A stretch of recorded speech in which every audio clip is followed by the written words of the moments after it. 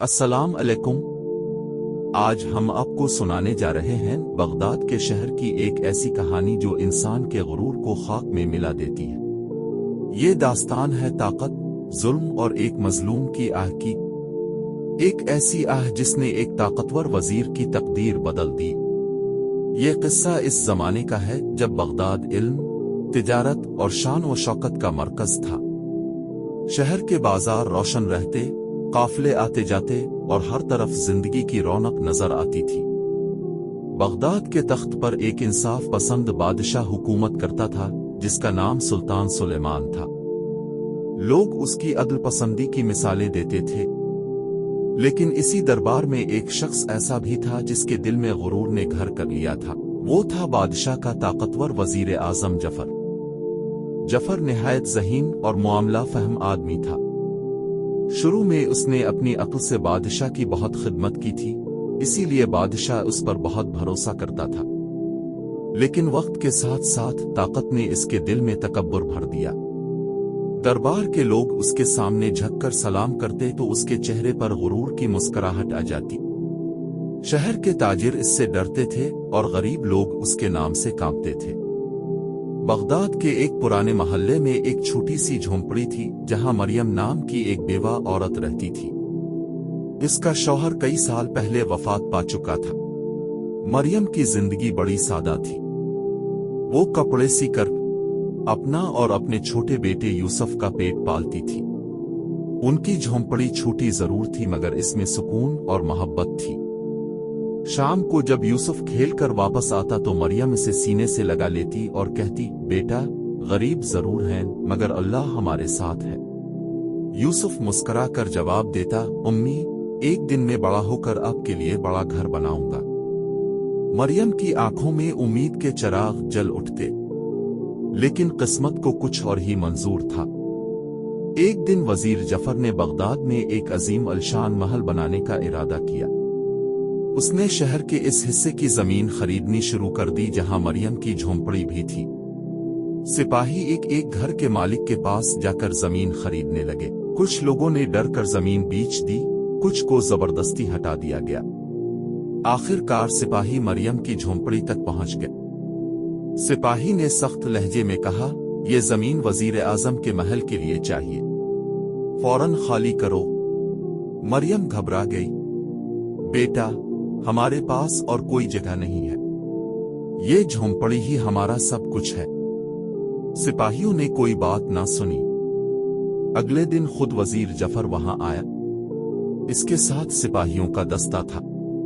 مریم نے ہاتھ جوڑ کر کہا، حضور ہم غریب لوگ ہیں، کہیں اور جانے کا ٹھکانہ نہیں، خدا کے لیے ہماری جھونپڑی نہ گرائیں۔ لیکن جعفر کے چہرے پر سختی تھی۔ یہ زمین اب میری ہے، یہاں میرا محل بنے گا۔ مریم کی آنکھوں میں آنسو آ گئے، حضور یہ میرا گھر ہے، میرے شوہر کی آخری نشانی۔ لیکن جعفر نے سپاہیوں کو حکم دیا، جھونپڑی گرا دو۔ چند ہی لمحوں میں مریم کا گھر مٹی کا ڈھیر بن گیا۔ یوسف اپنی ماں سے لپٹ کر رونے لگا۔ مریم نے آسمان کی طرف دیکھا اور دھیمی آواز میں کہا، اے اللہ اگر تیرے ہاں انصاف ہے تو ہمیں بھی دکھا دے۔ اس رات بغداد کی فضا خاموش تھی، مگر ایک مظلوم آہ آسمان تک پہنچ چکی تھی۔ چند دن بعد بادشاہ کے دربار میں ایک عجیب واقعہ پیش آیا۔ دربار لگا ہوا تھا، وزراء، سپاہی اور شہر کے معزز لوگ موجود تھے۔ اچانک دربار کے دروازے پر ایک بوڑھا درویش نمودار ہوا۔ اس کے کپڑے سادہ تھے اور ہاتھ میں ایک چھوٹا سا مٹی سے بھرا تھیلا تھا۔ سپاہیوں نے اسے روکنا چاہا مگر بادشاہ نے اجازت دے دی۔ درویش آہستہ آہستہ دربار کے درمیان پہنچا اور بولا، جہاں پناہ، میں بغداد کے سب سے طاقتور آدمی کو آزمانا چاہتا ہوں۔ بادشاہ مسکرایا، بغداد کا سب سے طاقتور آدمی ہمارا وزیر اعظم جعفر ہے۔ درویش نے وہ تھیلا زمین پر رکھا اور کہا، اگر وزیر صاحب اس تھیلے کو زمین سے اٹھا لے تو میں مان لوں گا کہ وہ واقعی طاقتور ہے۔ دربار میں ہنسی پھیل گئی۔ ایک چھوٹا سا مٹی کا تھیلا اور وزیر اعظم کی طاقت، जफर ने गुरूर से कहा, ये तो बच्चों का खेल है। वो आगे बढ़ा और थैला उठाने लगा, मगर हैरत, थैला जमीन से हिला तक नहीं। जफर ने जोर लगाया, फिर दोनों हाथों से उठाने की कोशिश की, मगर थैला जैसे जमीन में जड़ गया था। दरबार में खामोशी छा गई। बादशाह ने हैरान होकर पूछा, ये क्या माजरा है? दरवेश ने आहिस्ता से कहा, जहां पना, ये आम मिट्टी नहीं है। बादशाह ने सवालिया नजरों से देखा। दरवेश बोला, ये मिट्टी इस झोंपड़ी की है जिसे वजीर जफर ने एक बेवा औरत से छीन लिया था।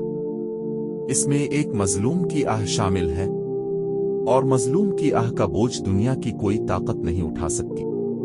ये सुनकर दरबार में सन्नाटा छा गया। बादशाह का चेहरा सख्त हो गया।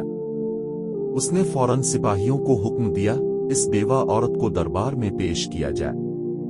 कुछ ही देर में मरियम और उसका बेटा यूसुफ दरबार में लाए गए। मरियम डरी हुई थी। बादशाह ने नरमी से पूछा, क्या तुम्हारा घर वजीर ने गिराया है? मरियम की आंखों में आंसू आ गए। जी हुजूर। बादशाह ने गुस्से से जफर की तरफ देखा। क्या ये सच है? जफर खामोश खड़ा रहा। इसके पास कोई जवाब न था। बादशाह ने बुलंद आवाज में कहा, जो शख्स मजलूम का घर छीन ले, वो हमारी सल्तनत का वजीर नहीं रह सकता। फौरन हुक्म दिया गया, जफर को ओहदे से हटा दिया जाए और उसकी सारी दौलत जब्त कर ली जाए। फिर बादशाह ने मरियम की तरफ देखा और कहा, इसी जगह तुम्हारे लिए नया घर बनाया जाएगा और उसकी कीमत वजीर की दौलत से अदा होगी। दरबार में सब लोग बादशाह के इंसाफ की तारीफ करने लगे। जफर का सर झुक चुका था। इसे पहली बार एहसास हुआ कि गुरूर इंसान को कितना अंधा कर देता है। कहते हैं इस दिन के बाद जफर ने बाकी जिंदगी गरीबों की खिदमत में गुजार दी। वो बगदाद की गलियों में लोगों की मदद करता और कहता, मजलूम की आह से डरो, क्योंकि वो अर्श तक पहुंचती है। और बगदाद के लोग आज भी इस किस्से को याद करते हुए कहते हैं, ताकत से बड़ा इंसाफ होता है और मजलूम की दुआ कभी जाए नहीं जाती। सबक, गुरूर इंसान को अंधा कर देता है, मगर इंसाफ और सच्चाई हमेशा गालिब आते हैं। मजलूम की आह से बड़ी कोई ताकत नहीं।